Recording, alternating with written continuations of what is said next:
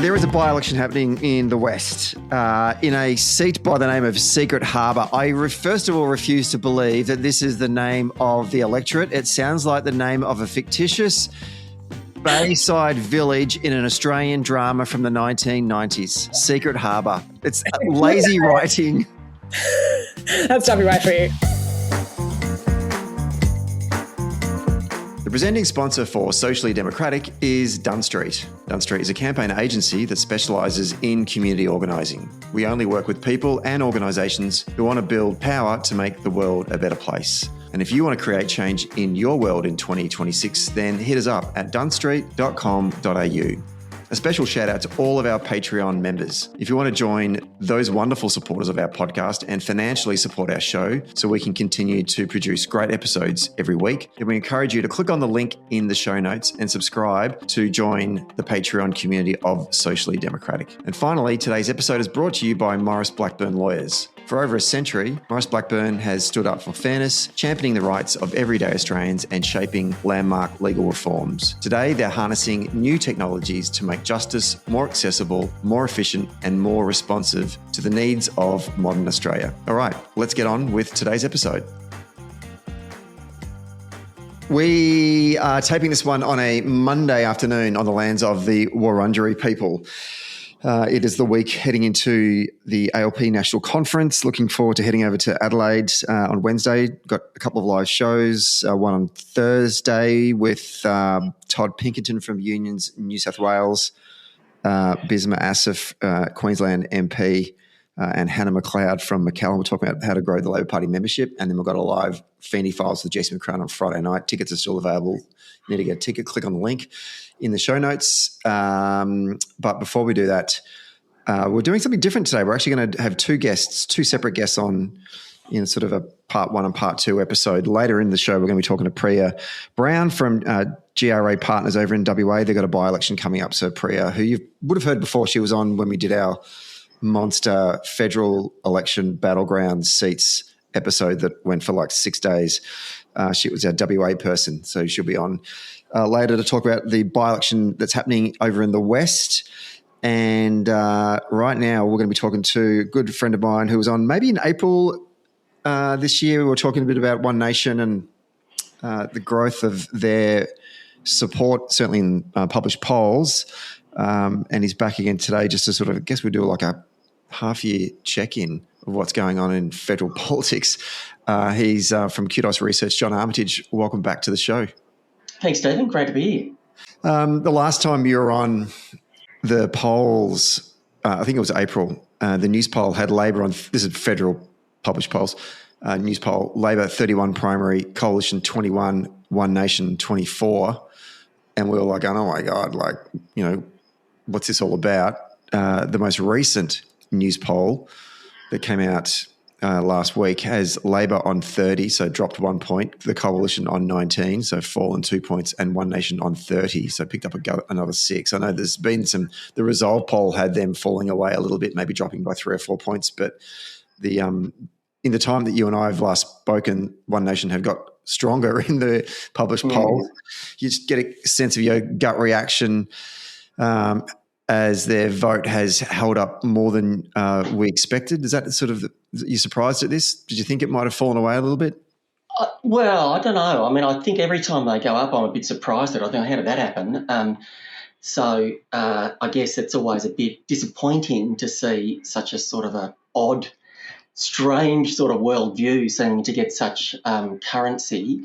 But I guess I've sort of tried to shift away from what their primary is to shift what it means really in terms of the two-party preferred contest. And it does look like, I know those numbers look like add up One Nation and the Coalition, they look like quite a big number compared to Labor plus Green, but there's much more leakage out of a Liberals will leak to Labor rather than going directly to One Nation and vice versa at a higher rate than, say, you know, Liberal and National or Labor and Green. So I think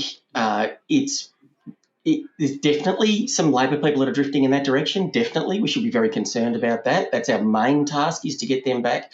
But probably on a two-party preferred basis, it's really just a bit of a brand change for the Liberal Party, I think. So they've shifted from being the central Conservative Party to One Nation now owning that spot.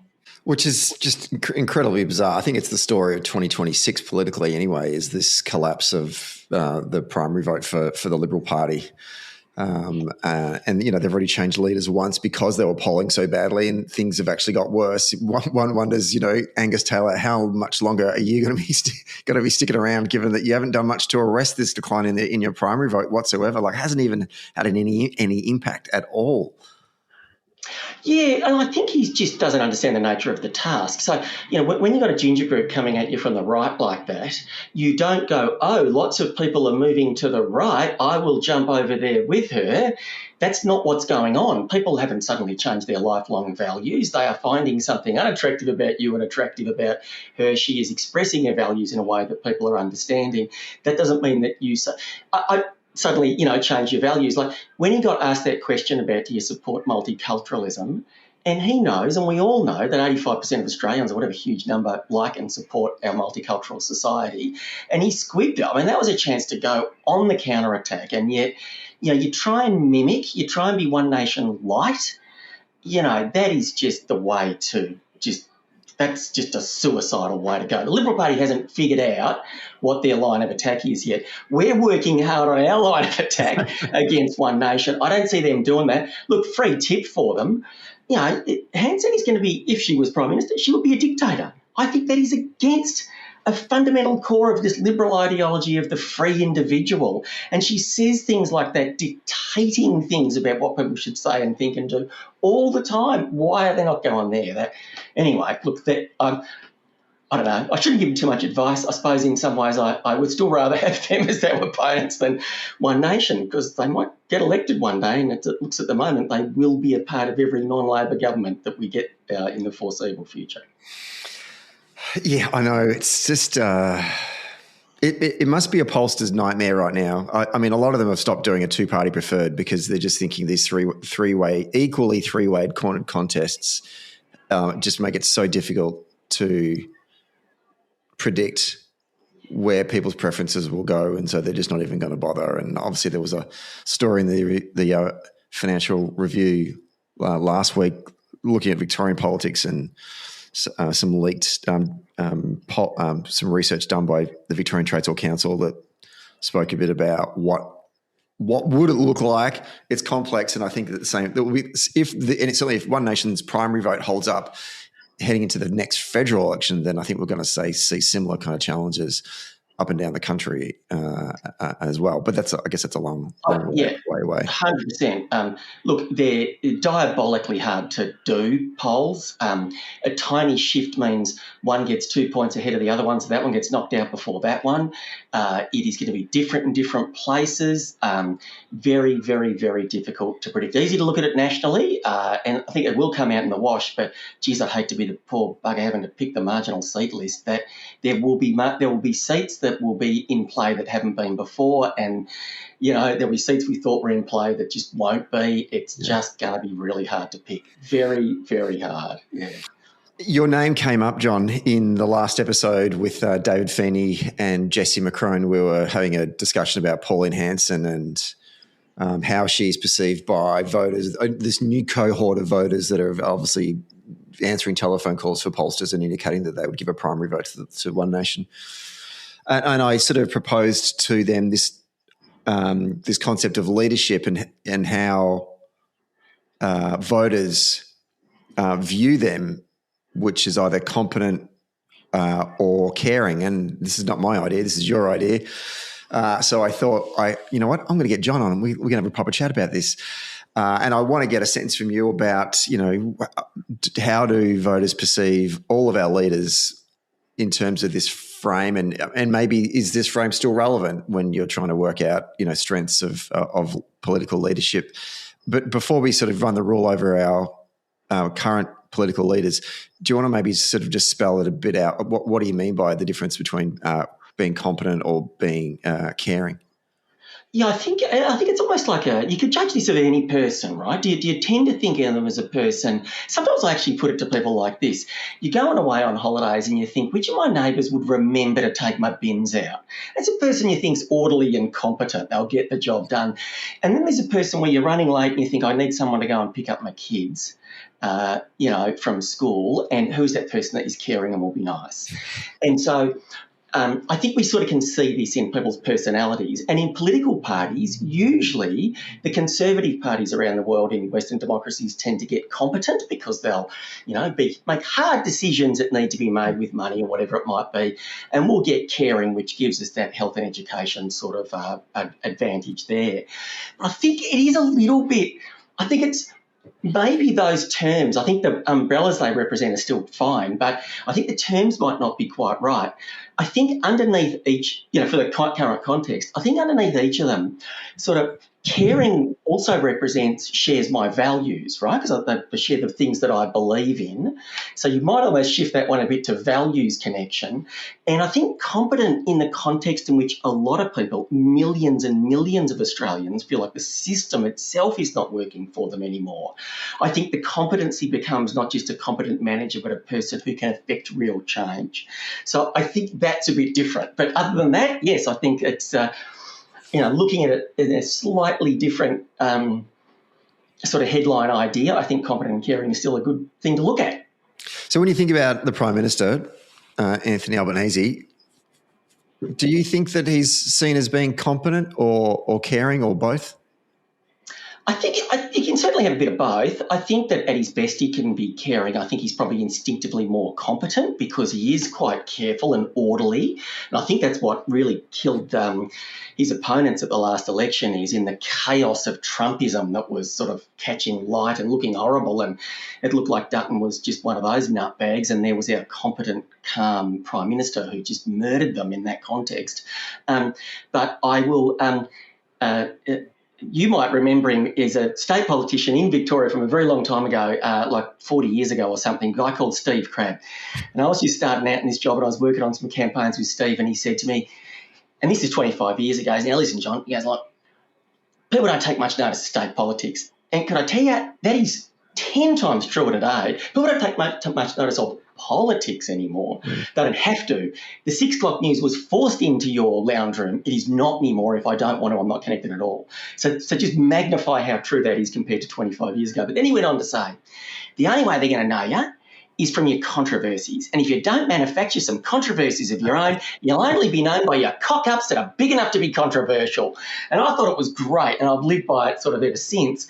And I think if I was to put that measure over Albo, who's, I think, really valued being competent, and I think it's important, what are the big controversial things he's done to share his values with us through his actions?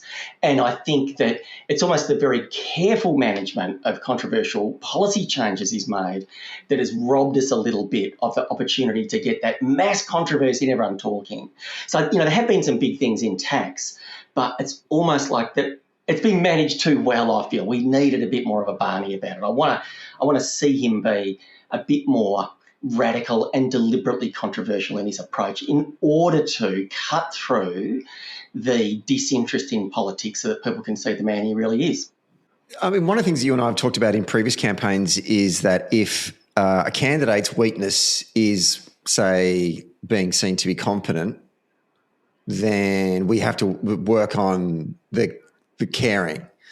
And I often wonder with the Prime Minister, often they would draw on his lived experience of growing up in a single parent home, in the commission, working class background. For a while there, they used a lot of photos of when he was younger and a good looking bloke and with an It's Time t-shirt, and sort of, I always think that that's trying to lift up the caring side of his story. And I just wonder in my own mind, does his team or his staff or the campaign sort of think that people do recognise him as being competent? He's, the manager of government business and the parliament. He's been a parliamentarian for a very long time, and that's his domain. So people never have ever really questioned whether or not Anthony Albanese is competent. Of course he's competent. He's been a politician for so long. He must be competent to have survived in the Labor Party, right? And so therefore they're trying to actually beef up the caring side. Not that I think that just telling what I quote unquote the log cabin story is a way of showing that you're caring. I think it needs to be a bit deeper than that. But do you think that there's a sense within the campaign that they do want to show more of the caring side of the Prime Minister? I assume so, and I assume that is an issue that people don't have. The problem with competence all the time is it's almost like you're deliberately concealing how you really feel about something because you don't want to be seen to be emotional. It's almost like an opposite. But I think Steve Bracks once said to me that when things are really tough, people need to see a bit of you and you need to give them a bit of yourself. And I think that, he's your really naturally gifted person who had caring like just in spades because of that.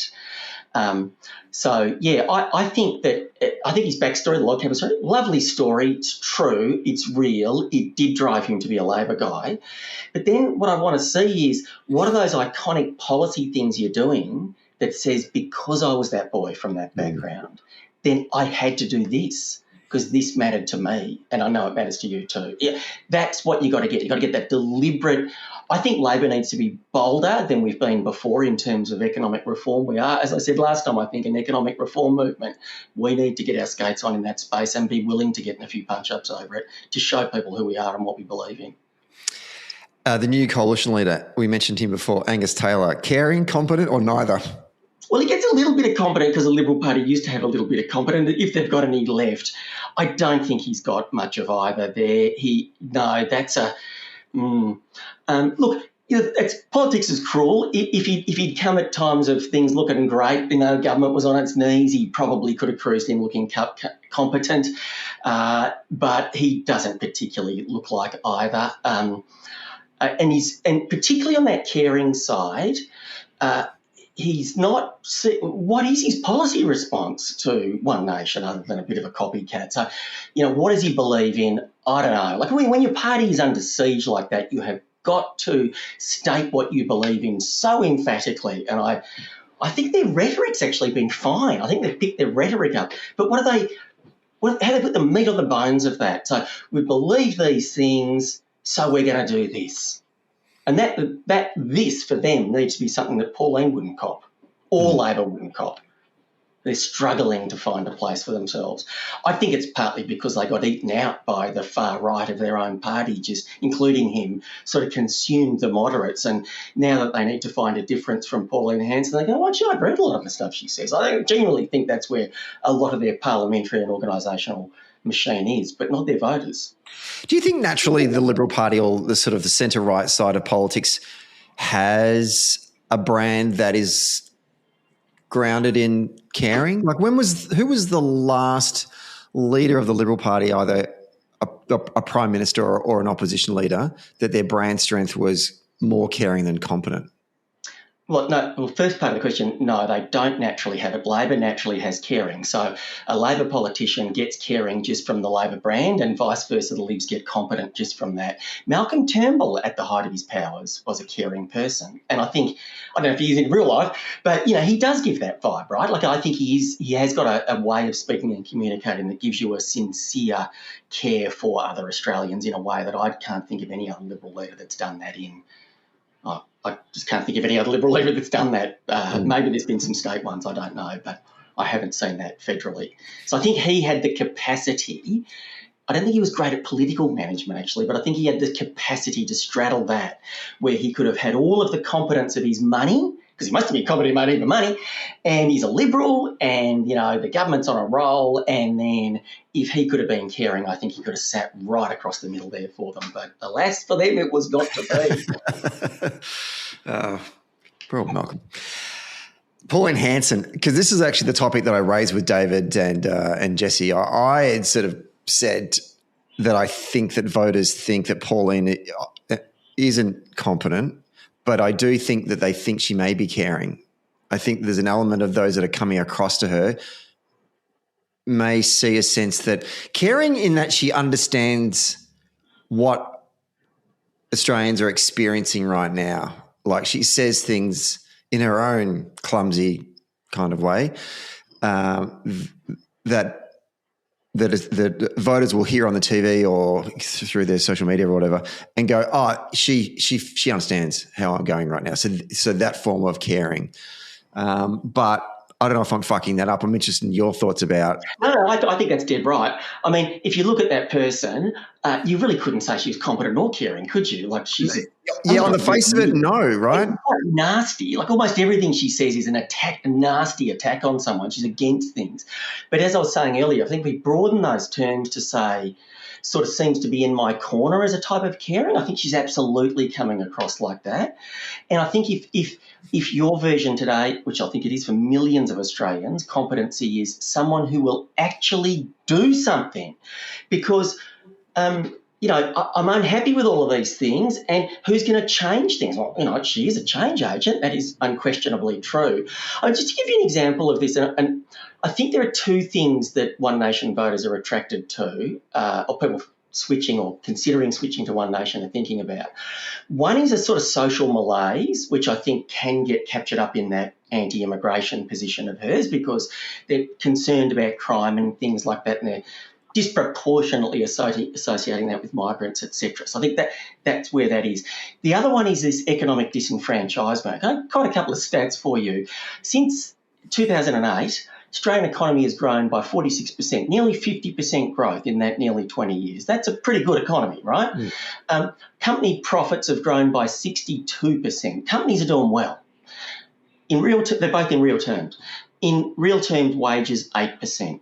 Now, a real terms wages growth on average of 8% means about a third of the population's gone backwards in real terms. So these people have tried Labor and they've tried Liberal and, at state and federal level over the course of that time. I think every state and territory's had a bit of, well, maybe not the ACT, had a bit of both in that time, and this problem persists. So they're looking for radical change. They want something fixed.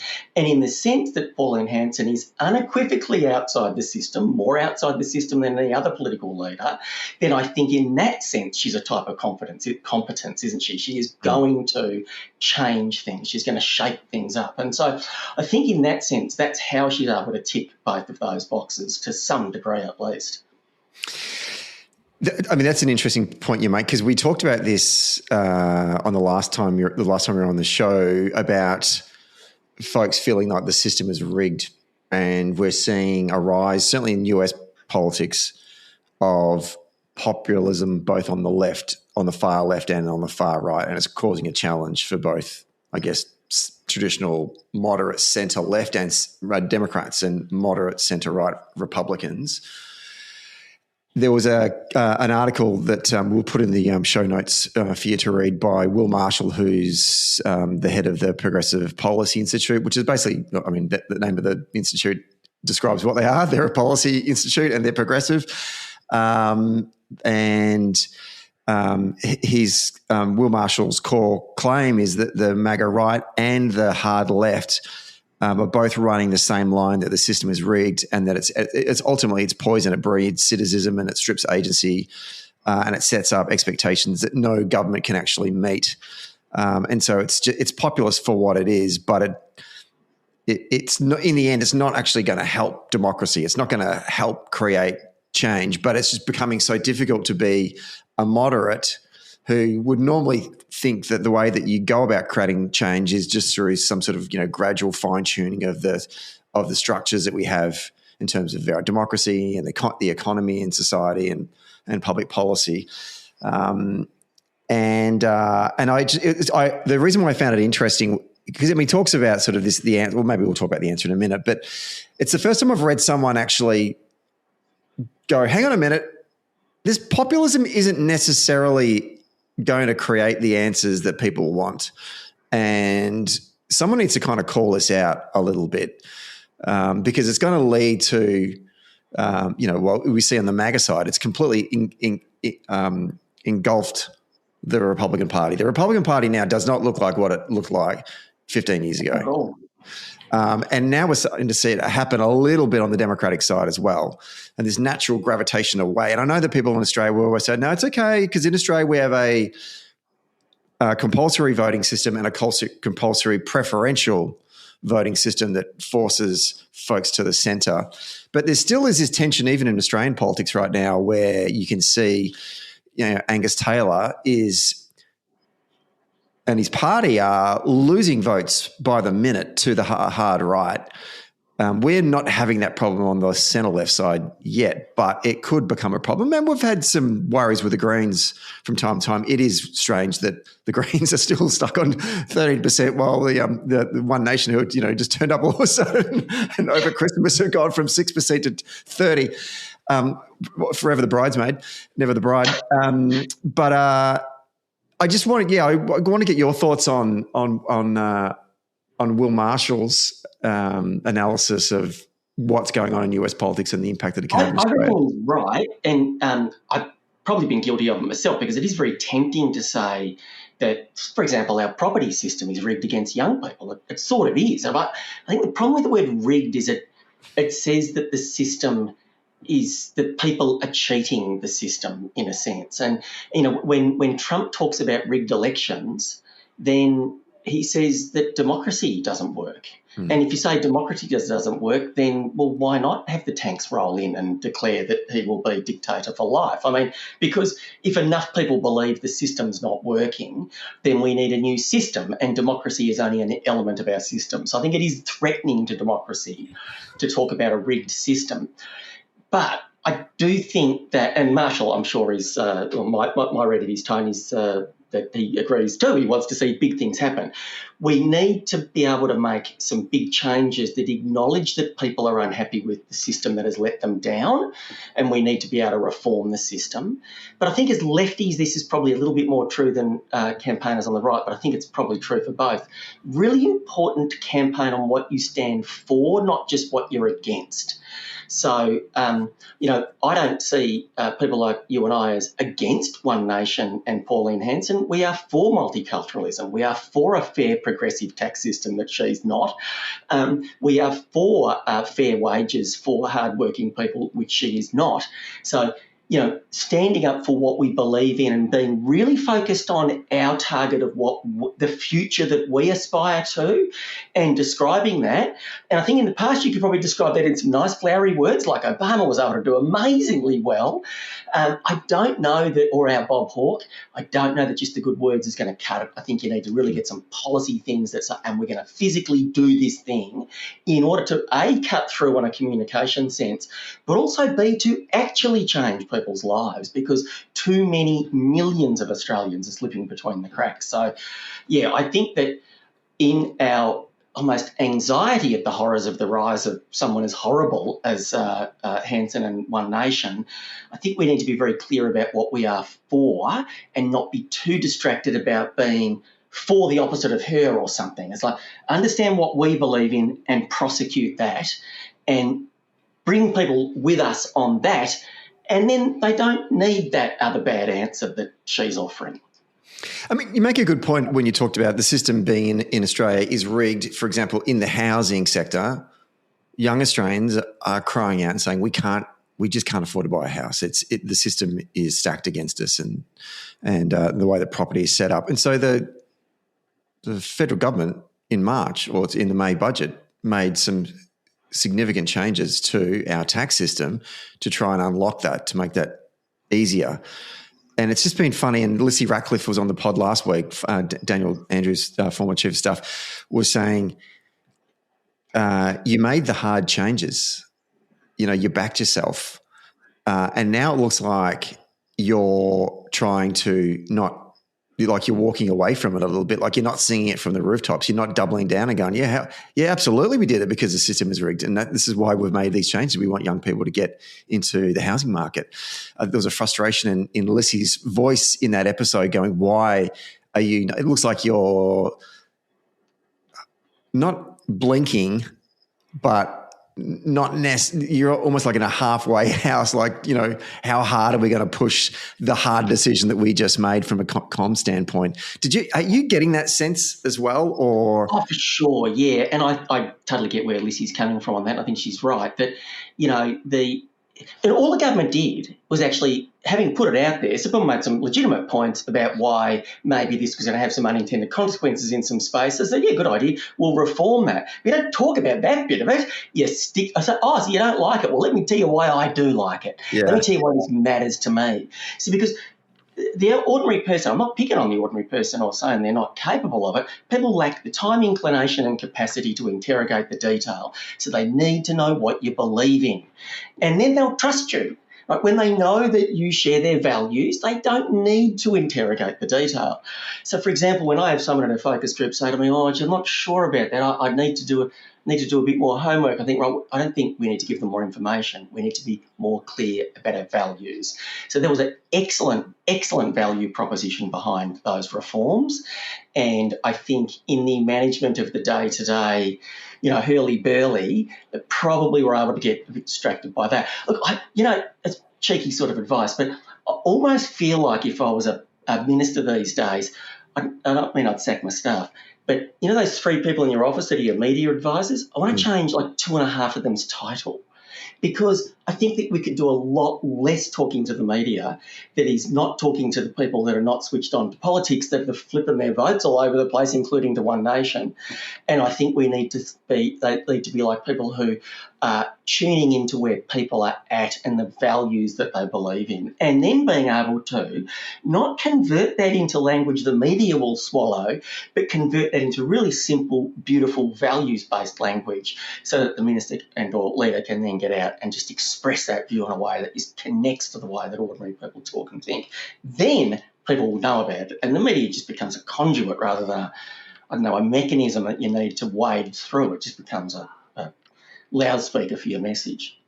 Because if the theory is that One Nation's vote is soft, and it is soft because it's only been parked there for 6 months, really, based on all of the polls, right? So that means it is soft. There's a new group of people out there that are currently indicating to polls that they are voting One Nation, and of that cohort, what I'm hearing from off the back of a truck is a large number of those are women, and I'm wondering what do we need to communicate? What should we be talking about, and how should we be framing that to that particular voter to bring them back to Labor? And I know that we've got a state election coming up here in Victoria later in the year, but I'm talking more broadly than that. I'm talking about, at a national level. Because you think about it, the Albanese government, this is its second term, and they're doing reasonably good things, and we're not seeing much of a bounce from the budget. And I think it was a really, really good budget that's fundamentally going to change the lives of a lot of Australians, particularly young Australian families. And normally they should be polling in the low 40s right now. And we're not. We're in this freaking quagmire with fucking One Nation. And I'm just trying to work out, and I guess a lot of our listeners are trying to work out, how the hell do we talk to these One Nation voters that we've just lost to bring them back onto our pile? Look, at the moment, I think the story to bring back the One Nation voter that would otherwise have been a Liberal, I don't really know the answer or care overly much, to be honest. They created that monster and they are now having that monster eat them. So no sympathy for them there. But it really, really does matter to us that good working people are feeling so frustrated that they are willing to try this person who says that she will shake up the system. And we do need to get them back. Look, there's two parts to this. One is that the truth, to describe a technique I've used in some focus groups, is to say that, look, you told me that you're interested in voting for Pauline Hanson. Look, I just wanted to do a bit of research and, talk a bit more deeply about that and what she believes in, having listened to them while they've told me why they want to do what they want to do. And then I say, the good thing about Pauline Hanson is she's been really consistent. So it's been really easy to do that research. I haven't had to think, she took this position once and this, she's changed her mind on a couple of little things here or there. This is a woman who's been incredibly consistent. Mm. And to her credit, consistent speaking for 29 and a half years, something that wasn't very popular, and she's still kept saying it. So that's a good thing. So, and I'm deliberately trying to connect to these people to trust me a bit in here sense and sort of manipulating the intimacy of the focus group. And then I say, a whole lot of good things that they probably would like that she's kept saying, and they're going, yeah. And also, she's been really consistent at opposing tax cuts for low-income people and supporting tax cuts for high-end people. She's always opposed the minimum wage. You could imagine the litany of horrors this woman has voted for or against good things in the parliament in the course of her life. And so you get these two reactions. One is that sort of red One Nation switcher that just goes, oh, my God, and that's it, Oh, what am I going to do now? As one fella put it, who was just didn't know what to do. Oh, maybe better the devil I know. Not great, is it? But anyway, Yeah. but then I'm telling you, cut that ad up. What's that? Sorry, cut that ad up. Anyway, sorry. But then there's another group of people, and it's most of them. Yeah, but she wouldn't do that then. But when she said she had a 25% flat tax, like that didn't apply to the first 18,200 tax-free. Yes, it did. If you're on $18,000 and you pay zero tax now, Pauline's long-standing 25-year policy is that you will pay $4,000 on that now. And they don't want to believe it. So how do we get past that? We're going to need to be pretty relentless, right? It is true. I think the primary messenger is her in her own words, because they're not going to trust us for a while yet. We need to show that she has said and done these things over a period of time. And then that will be what weakens the trust in her as a genuine, authentic person. It is horrifying, isn't it? Here is a person using the oldest and most evil trope in the history of human politics. It's the brown people, it's the others, it's the foreigners that are the problem, and she's coming across like she's refreshingly honest. It's very frustrating, but it's in that area of her. She is very wealthy. She's made all her money through property investments. She is the friend of the rich. She backs them. She is another politician pretending to be in your corner who is actually dead against you, who works for the super wealthy elite. And something in that space that we will refine over time will be how you get our people to at least raise a question. However, as much as that will peel them off her, Labor must, in addition to that, have some iconic things that we either do or policies that we offer in opposition that can capitalise on that and say, and Labor does stand for the reforms to those things that you are disappointed about. It's almost as if, you're Moses and you're trying to say to the Israelites, this whole slavery thing isn't going to work out for you, but you've also then got to promise that we're going to return to the land of milk and honey as well. Exactly, right? So if our first mission is to peel people off, well, the first necessary step is to peel them off One Nation. But if they don't come back to Labor and they just go somewhere else, then some other weird independent is just like a preference, whatever, then that doesn't solve our problem. Labor needs to be really clear about its values, and it needs to be able to demonstrate that through active, meaningful policy and doing big things that change, as we've done in the budget, but probably, have that fight about it in a more overt way, I think. I wonder if in her own leadership style that, people see her as being authentic because she's a straight shooter. She's an honest talker. She says how it is. And to the point that you said before, she would never do that.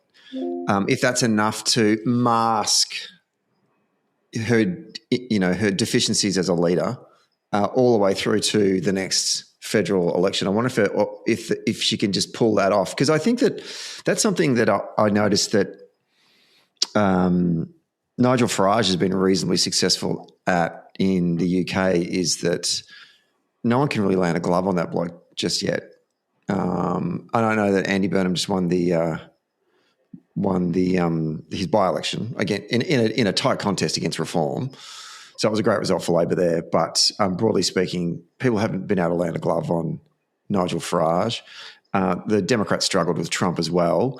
There is an authenticity to some of these kind of leaders that just have folks thinking that they are caring or they are competent or whatever we think they, do you know what I mean? Their values. I hate to say this, but I think it's true. Pauline Hanson is the best politician in the country at connecting to people without needing the media. She's the best. She is the best user of, so much 72-year-old woman is the best person at using the supposedly young people's platform of social media. She is the best at expressing her values through her ideas and courting controversy to underscore her values. She is a person who is communicating in a way that the modern political, global, as well as Australian political landscape requires. She's better than the rest of us, and that's why she's winning, punching well above her weight compared to what she's offering, because she is authentic. And there is a truth to that thing I was saying to people in groups, isn't there, right? Like, she actually really does believe in this awful stuff, and it's genuine. And she really did push that awful stuff for years when no one was supporting it. So, I think that there's something for us to learn out of that. The counterpoint to that is she has had crazy policies like the 25% flat tax and stuff that is mental suicidal, in that you're going to add $5,000 tax to 2/3 of the population and give it all to super wealthy people. And I expect she probably can change that policy. She is going to find it very, very difficult to be nimble and to adopt and sincerely express a significant change in her ideas and policies. And that will be tough, and she will need every bit of that authenticity Teflon to get her past the blistering blowtorch of a campaign that we and others are going to put on the things that she has said and done. Yeah. And she might be able to get through that for an election, or she might not. I doubt she could get through any sort of significant leadership role in the country. I know Trump did. There were unique circumstances. I think that will be very hard. And I think it's genuine. All of us are like this as we get older. She's in her 70s. She will find it very hard to be nimble and to shift things that she has said for 30 years must happen, such as the 25% flat tax. I am wondering about, looking at the press conference that she did after she made the speech to the National Press Club, and the journalists were asking her questions about the statements that she made in relation to paid parental leave, and she walked it back. And to the point that you're saying, in which, her position on paid parental leave, her position on abortion, her position on wage increases for the lowest paid workers, award wage structure, or, I'm sure there's a bunch of others around healthcare and whatnot, plus taxation for the lower taxes for the higher incomes and higher taxes for lower incomes.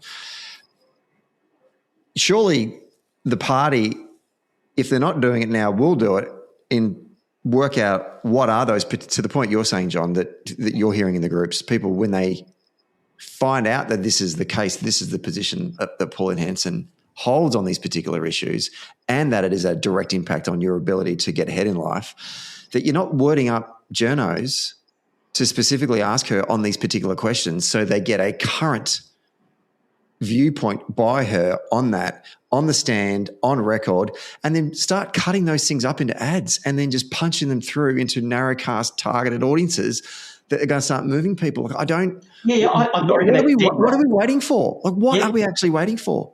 Yeah, I reckon that is dead right. I thought exactly those things, that her words and, getting her asked questions about things she said that we know are unpopular. And the other thing to keep in mind here too is that almost by definition, the One Nation voter either has to be a crazy right-wing racist lunatic or a low information voter. You're not that tuned in. So in that context, think about that ad, that message, that meme, that billboard that says, picture of Hanson, some word she said about abortion or something that we know is horrifying to people. She can walk it back, sure. But, I never believe in deliberately misleading the voter or saying something you think is not true, nor do I believe in us correcting fallacies that are working in our favour. And so if we are literally just quoting something she said and we pummel that out there, then it is her energy has to then be focused on unpicking that. And particularly when it's video and when it's been pummeled out, then that's where she's going to have to be. And she is not going to say, I was completely wrong to say that, something about abortion or whatever other these issues that we might be able to use. She's going to have to find some wriggly sort of, walk-backy sort of way of saying it. With beautiful simplicity, we need to attach to her brand, her reputation, the things that she has said and believed. So at the very least, she is then busy unpicking those as opposed to being able to prosecute attacks on our country and our way of life that she finds so abhorrent. Well, we shall wait and see. I'm sure that there'll be lots of conversations at the ALP National Conference about One Nation. Looking forward to hearing that from all of the folks that we meet over the course of the next couple of days. John, great to talk to you again, as always. Keep up the good work. And we'll be touching base with you again later in the year as we get closer to our Victorian state election.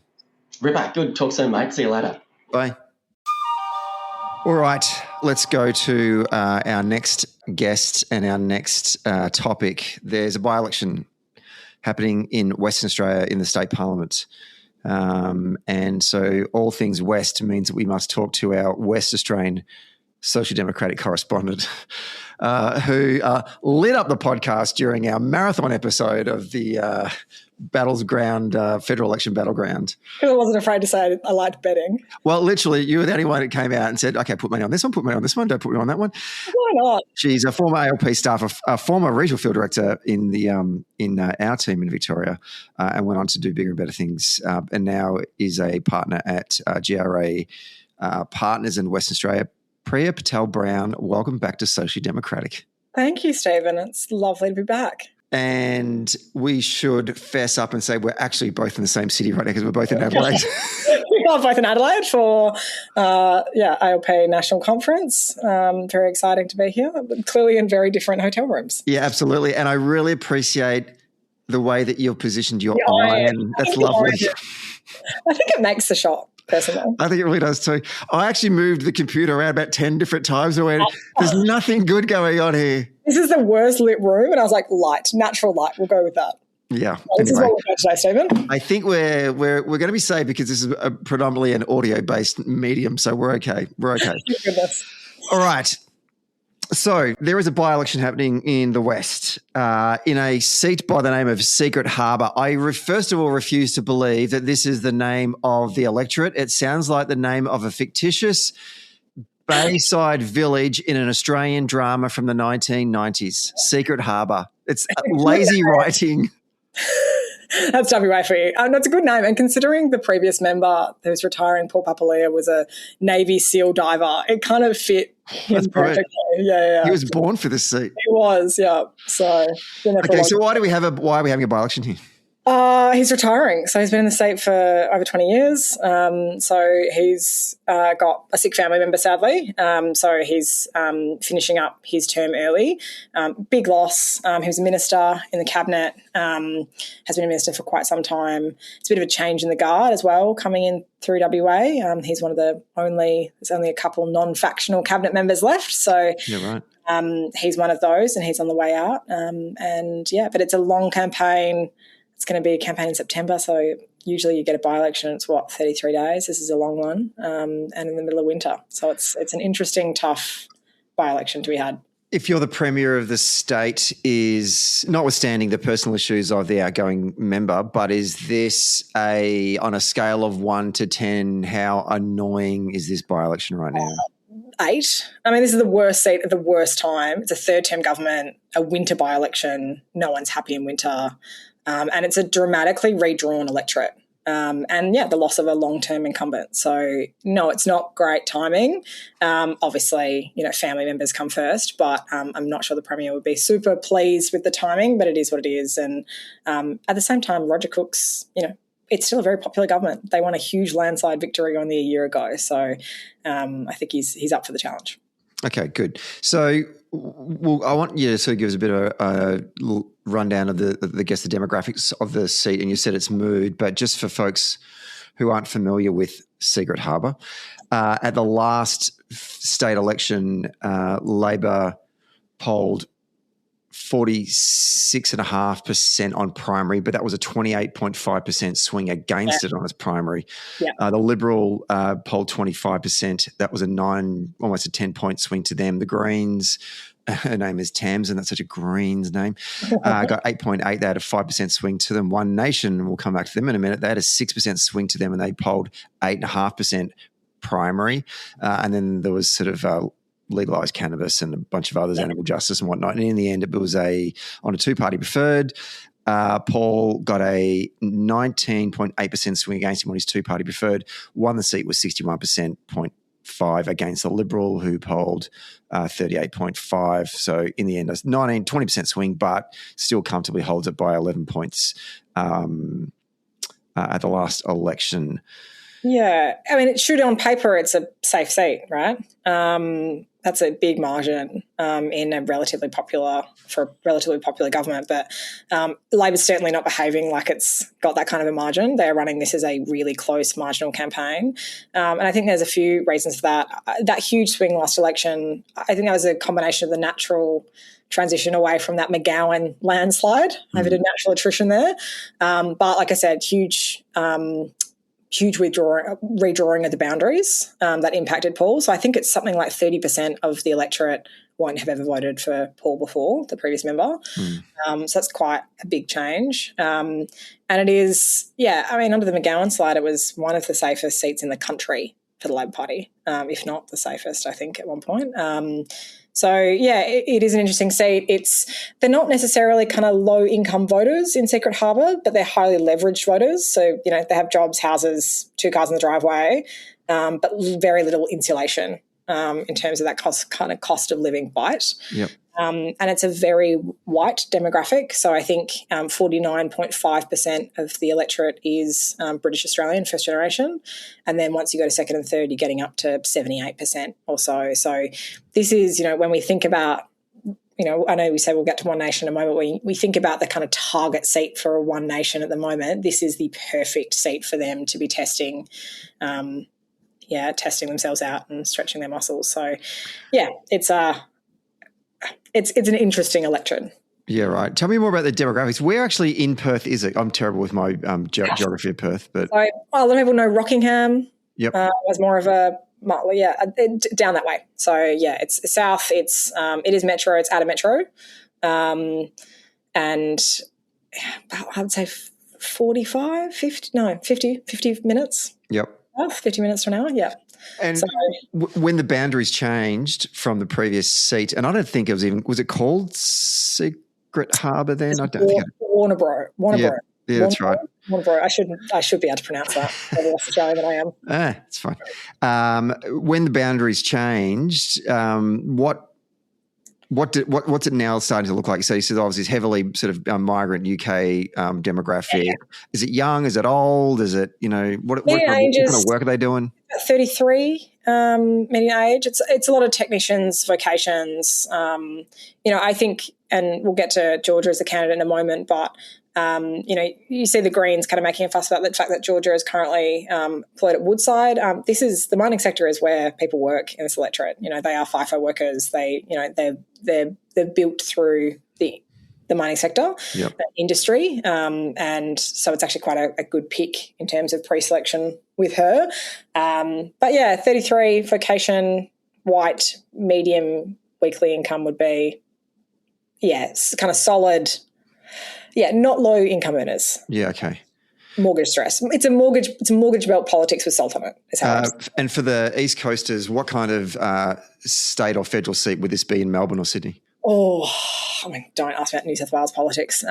Melbourne, West, one of those West, what used to be Labor heartland and is now being challenged based on the change of demographic and some of the ideological conversations going on there. So, Okay.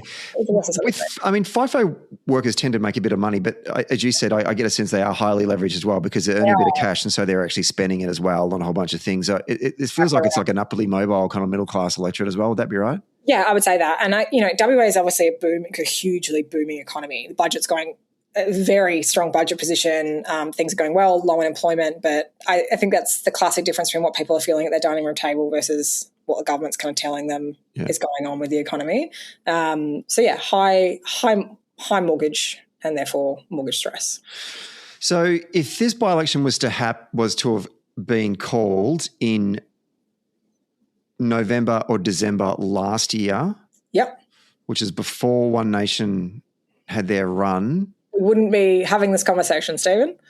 Yeah, right. Yeah, I think there is, and I think the challenge for Labor is it's really about positioning One Nation as risky rather than don't be rebellious. They're too risky for you to be rebellious with. But because it is absolutely, people feel like they have permission to test the waters, especially when you have a really solid Labor government. This isn't going to change the government. This isn't going to impact the government in the slightest, to be honest. It's not going to change their policies, their position on anything. So for voters, it's an interesting proposition, I think. Talking to a couple of other folks in WA who have been out on the doors, not in this particular electorate, but in other parts of the state, but like in the outer fringes of metropolitan Perth, have indicated that they are feeling a swell towards One Nation. Yeah. And that anything that you say to them, I think the feeling was by these volunteers was, I am struggling right now to be able to work out a way in which I can move this voter back off of Pauline Hanson and One Nation, because right now they're saying cost of living is really high. To use your terms, I'm highly leveraged. Yeah. And I don't think the major parties are listening to us. And so I'm going to give this, this new team a go. And Absolutely. So the volunteers are sort of going, well, like I can, I can just try whatever, but it just doesn't. They go, no. Like I'm having lovely conversations with them, but in the end they're like, it doesn't matter. Yeah, I find it interesting. My first kind of experience dealing with One Nation voters was South Australian election. I was in a booth and they were decimating the Liberals, not necessarily Labor at that point, but I was fascinated by the people that were coming up and taking the how to vote cards. It was not the traditional One Nation voter that you'd expect. And I think for the challenge for the Labor Party here is women. There's been a lot of conversations about how One Nation has really picked up a big groundswell of female support. The McGowan landslide was on the back of women. Women voters moved to McGowan in droves and they stayed there for Cook. And so they are the swingiest, decisive block of voters in this electorate. It'll be central to both One Nation's campaign and the Labor Party's campaign, I think. And we had John Armitage just on the pod before, and he was saying the same thing from the research that he's doing. It's bearing out that at a national level, that where Labor is losing votes to One Nation is women. Yep. And if the bedrock of electoral support that Labor had in WA was women, it's the same in Victoria, as you know. Yeah, absolutely. Same at a national level as well for Albanese. Why do you think we are losing a particular type of woman voter? And I know that they're not a homogenous group and we just can, brush. Yeah. They're not, we just want to put a caveat on that. But, if we're going to play demographics kind of, generalisation, then why do we think this is happening? I think it's that, and once again, I hate to generalise, but women voters that are looking at their family and looking at their households and trying to manage that and are feeling like the government's not necessarily listening to them. And, I think the Labor Party has done very well, especially off the back of how terrible the Morrison government was towards women. And that was more of an ideological position on women, I think. This isn't that. I don't think this is women going, one party is better or worse for women. I think that's women saying, I don't know if the government is right for my household and my family. That's my feel of it. But so it's like a practical thing. I feel like it is. Which makes sense, right? I mean, that's ultimately why you think people vote, right? They think about the practicalities of it, not an ideological thing. Yeah. And that's why, once again, it goes to, are you unhappy enough with the government that you're willing to risk a One Nation? Is One Nation where you should be putting your vote? Is that safe enough for you to – is that a safe protest for you? Yep. So let's talk about the candidates and start with our girl. A gal, Georgia Tree is her name. She's Labor through and through, grew up in the area, grew up single household. Her mum sadly passed away when she was 9. And so her dad kind of worked 2 jobs, worked at Alcoa back in the day, industry down there, went to local primary schools, kind of 1 of 5, I think, to go to university. So she's got a really kind of strong Labor story, really understands the electorate.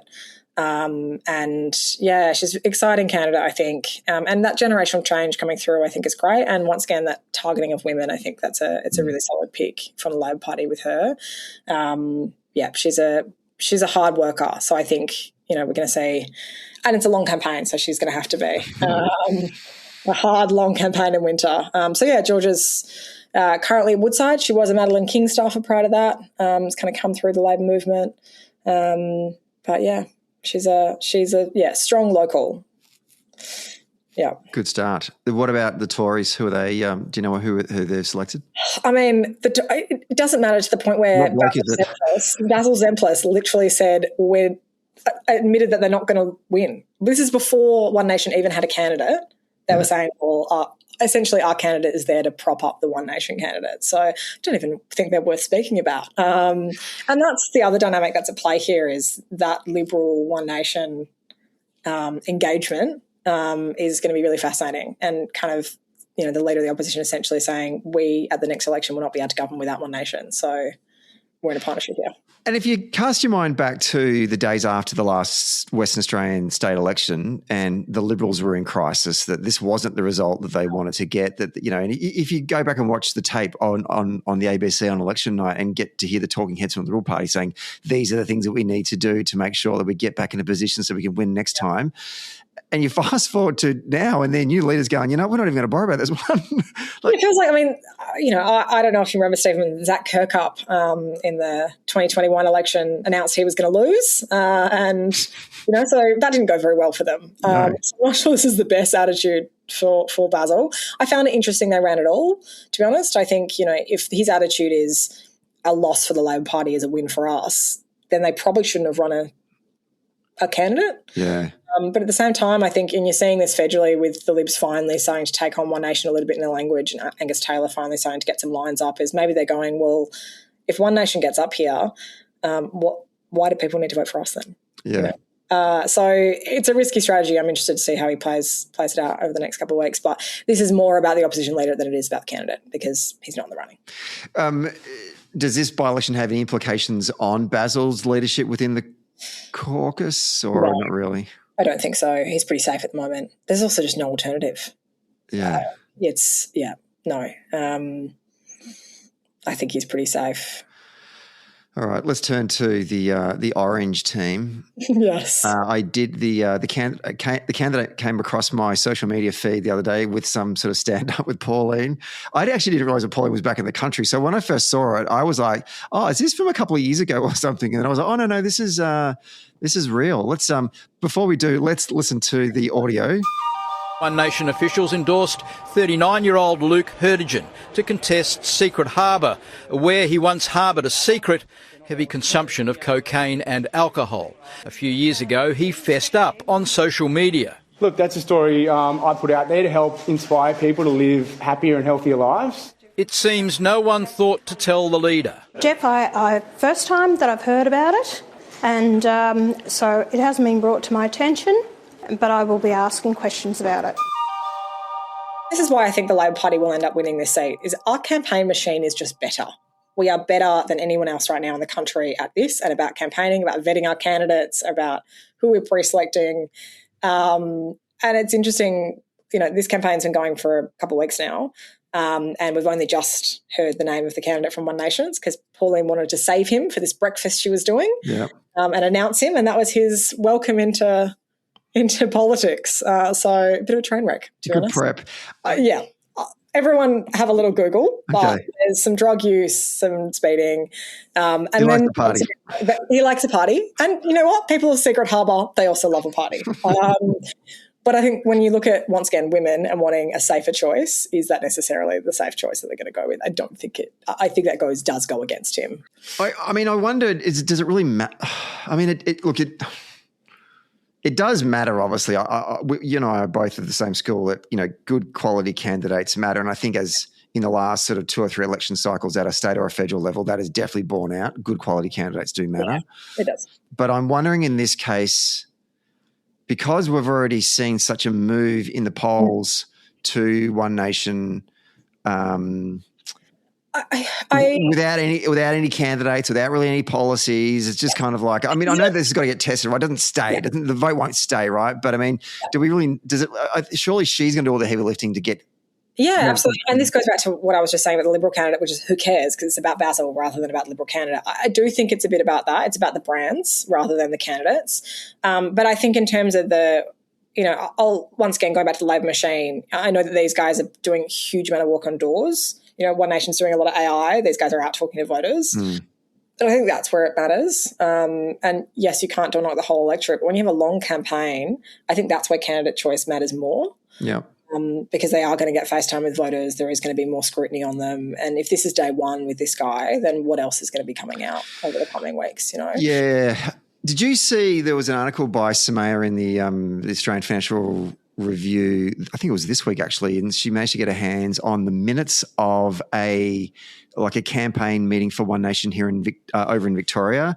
Oh, yeah. And it was basically their post state Nepean by-election debrief about why they didn't win. They genuinely thought they were going to win. And it was, it was a hot battle down there between them, the Libs and the Independent. But a lot of the things that they were saying was, we just weren't ready in time. We just did not put any value in door knocking or just direct voter contact. And clearly we need to do more of that. And there's a whole bunch of other things that were things that you and I were sort of going, that makes sense. That's sort of how a campaign runs, right? But they're obviously in their embryonic stages of trying to modernise their operation. And you'd imagine that, well, if they're talking to each other, the WA branch, if they have the thing, and the Victorian branch, they will up their game. This is their next battle, right? And they need to up their game. So I wonder if we are going to start to see a bit of that coming from them in the early days. I think so, and I agree. This is a test for them. This is a test run. The stakes are relatively low. Once again, in terms of it's a by-election that's not going to change a government. So, I think it will be. And like I said, it's winter. No one likes campaigning in winter. It's depressing. People are unhappy. Everyone likes a summer campaign. And so I think that will be really useful for One Nation to be able to kind of build on that unhappiness and the general sentiment in the community and kind of push that message forward. But, back to your original comment, I think it's less about the candidates and more about the brand at this stage.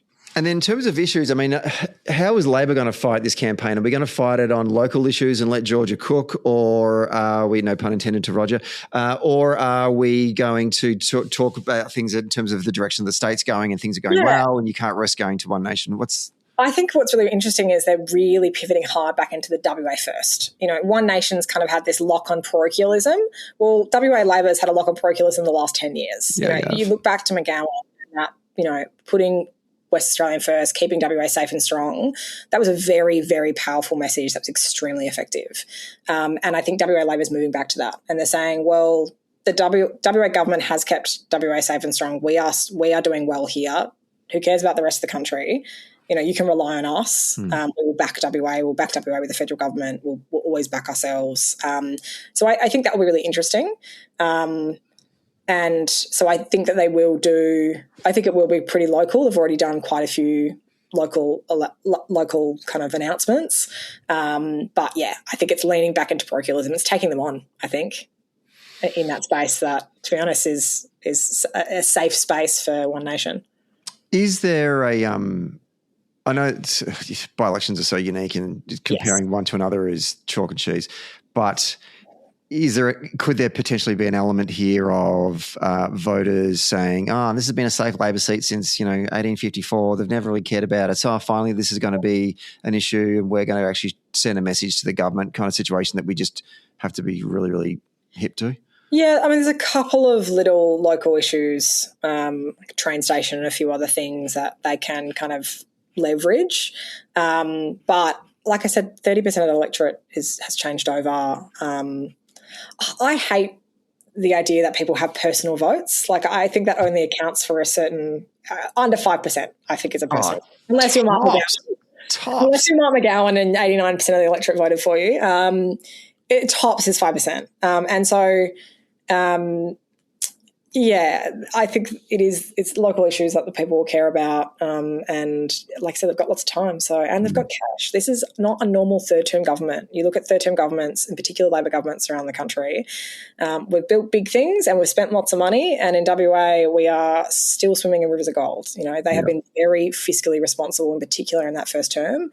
And so they can splash a bit of cash around and invest in people down there. So I think people, I don't necessarily think it's we haven't been treated well, because it's an electorate that's doing well. It's got good services and good infrastructure, but it doesn't mean that the government won't be splashing some cash around. Well, we wish Georgia and the team the best of luck in the coming 7 months for the length of this freaking campaign. I was looking at when I was like, wow, this is long. Actually, the WA said they weren't ready. And so it wasn't a government call by any means. I don't think they're particularly happy about it. But I still think the longer it goes, the better it gets for the Labor Party. Yeah. See how fit they are. See how campaign fit our opponents are. Put them in a bit of a rope-a-dope situation. I'm parochial as well, but I think WA Labor is a campaign machine. They are good at what they do. They have a lot of resources, and I have full faith in Mark Reid and Adelaide Kidson. It's their first campaign they're running as the new State Secretary and Assistant Secretary. So a big good luck to them and to Georgia. Good stuff. Now, we said at the top of the show, we're both in Adelaide. We're over here for the triennial ALP National Conference. Yes. I love that we have it every 3 years. And I also love that we move it around as well. I think that's good as well, because it used to be in Sydney for a long time, but it was in Brisbane last year, Adelaide this year. Last Adelaide one was a bit scarring for members of the Labor Party, Adani protesters and a range of other things. So hopefully this is a much nicer conference experience for lots of the delegates. Yeah, indeed. And Adelaide's turned on the lovely weather as well. Tomorrow, this is, what day is it? What day is it? Today's Wednesday. This is going to get dropped on Friday. So by the time we're talking about it, this has already happened. But anyway, on day one of the conference, at the end of the conference of day one, there's a very, very special unveiling. Yeah. Do you want to talk to us a bit about what's going to be happening on the end of day one? So tomorrow afternoon, we'll be announcing that the Labor Party will be funding a scholarship, the Tim Picton Campaign Scholarship, named after my late husband, who passed away in January. So it will essentially be a scholarship to invest in a young campaigner, someone that showed promise to do an overseas kind of campaign experience, whether that be a study tour or something different. It will sit separately to the kind of Labor International program. It's about kind of investing in that next generation. I'm very proud. Tim would have been very humbled. I think he would have loved that it's got his name on it, to be fair. But I think it's more, I think he'd be proud that it's, in particular, investing in campaigns. Tim he worked across 3 states. He worked federally, but where he shone was in those big moments in a campaign, and it was special to watch. And he always took people along with him. I was always so proud to watch the way he mentored other organisers and mentored other campaigners, and I couldn't think of a better legacy for him than this. And for me, the idea that our daughter will be there tomorrow and watching that, and when she's older, she might get to sit on the selection panel and decide who gets that scholarship is really special, and a really proud moment for the Picton family as well. So, very exciting. Very exciting moment for us. Fantastic. And as you said, an incredibly fitting tribute to what was an incredibly talented campaigner, and it's great that it's going to then invest in future campaigners of the party. Absolutely. And that's, I think, something that we do better than anyone else, is we invest in our people and our organisers and our campaigners. So it's what's made us as strong as we are now. Yeah, well, good luck with getting up in front of 800, 900 of your fellow party members. Yeah, exactly. No, it's an honour to do it, and I'm very grateful that the party is, investing in the future generation, his name. So it's exciting. Good stuff. Priya, as always, great to talk to you. Pleasure to be here. Look forward to catching up with you over the next couple of days. Yeah, I actually see you in person. No, that's ridiculous, isn't it? But appreciate you coming on the show and just giving us a bit of an insight, and maybe we can touch base after the by-election and just get a bit of a debrief as well. I mean, I don't think there's a sports bet market on this, Stephen, but I'd be but if there is, we'll let folks know. Yeah, money's in the Labor Party. All right, take care. Thanks, Stephen. Hey, Social Democrats, thanks for listening. Today's episode was hosted by myself, Stephen Donnelly, and produced by Grace Eyre. If you like the show, please rate us and review us wherever you get your podcasts. And if you really like the show, then join our Patreon community for early and ad-free access to each episode. We regularly take questions and comments from our Patreon members, so get in there if you want to have your say. And finally, get all the latest updates and bonus content by following Socially Democratic on our social media channels. The links are in our show notes. See you next Friday.